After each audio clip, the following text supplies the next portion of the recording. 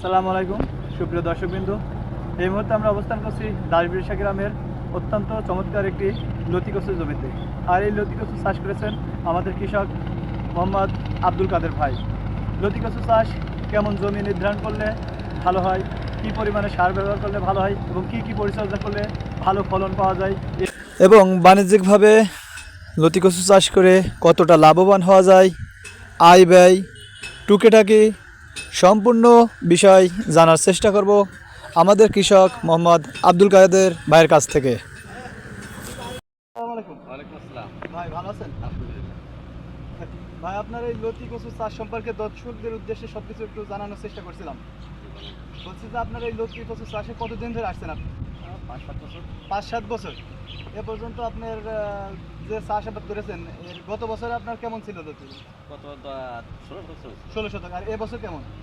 এবছর 33 বছর। 33 শতক, মানে 33 শতাংশের 1 বিঘা জমি চাষ করেছেন। এই লতি কচু থেকে কি লাভবান হওয়া সম্ভব? সম্ভব। আপনার এখানে যে 33 শতাংশের জমিতে কি পরিমাণে আপনি সার ব্যবহার করেন? কেজি সার দেওয়া পড়ে, ফসফেট ফসফেট আপনার 10টা দেওয়া পড়ে, 10টা। বিঘায় 2 কেজি 3 কেজি দেওয়া পড়ে সিস্টেম অনুযায়ী। এটা আপনি কতদিন পর পর এই লতি কচুটা উত্তোলন করেন? প্রতি সপ্তাহে। তো সপ্তাহে আপনি কেমন এখান থেকে 1 বিঘা থেকে কেমন আপনার উৎপাদন হয়? ফলনটা? বিঘে এখন তো 10 মণ 15 মণ করে লতি আসছে। 10 মণ পরিমাণ প্রত্যেক সপ্তাহে, তাই তো? কতদিন পর্যন্ত আপনার এটা উত্তোলন করা যায়? এই ফুলাকে আমন একটা 1 বছর।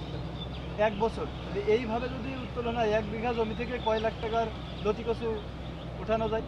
বড় লোক 4-5 লাখ টাকা বেচা যায়। 4-5 লাখ টাকা বিক্রি করে। আপনি কত লাখ টাকা বিক্রি করেছেন? আমার তো প্রায় 1 বিঘা জমি লাখ 2 টাকা বিক্রি হয়ে গেছে। এই পর্যন্ত লাখ 2 টাকা বিক্রি করে ফেলা হয়েছেন অলরেডি। এখনো আশাবাদী কিরকম? এখনো 1 লাখ টাকা বিক্রি হবে ইনশাআল্লাহ। এখনো লাখখানিক টাকা বিক্রি হবে আশাবাদী। যাক আলহামদুলিল্লাহ, শুনে ভালো লাগলো। আর কেমন জমি নির্ধারণ করলে আসলে লতি কচু চাষটা অনেক ভালো হয়? টুকটাক জমি হলে ভালো হয়। হ্যাঁ? 10 মাটি হলে বেশি ভালো। 10 লাখ হলে একটু ভালো হয়, যে জমিতে পানিটা একটু বেশি থাকতে পারে নাকি? আচ্ছা, একদিন পানি দিলে আপনার এই জমিতে কয়দিন পানি থাকে?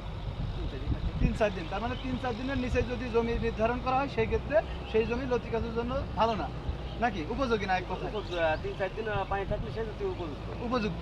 তার মানে একদিন পানি দিলে 3 থেকে 4 দিন পানি থাকবে, এরকম জমি হলে লতি কচুর জন্য উপযুক্ত আর কি চাষাবাদটা করা যায় নাকি? যাক ভালো লাগলো ভাই, আমাদের সাথে থাকার জন্য ধন্যবাদ।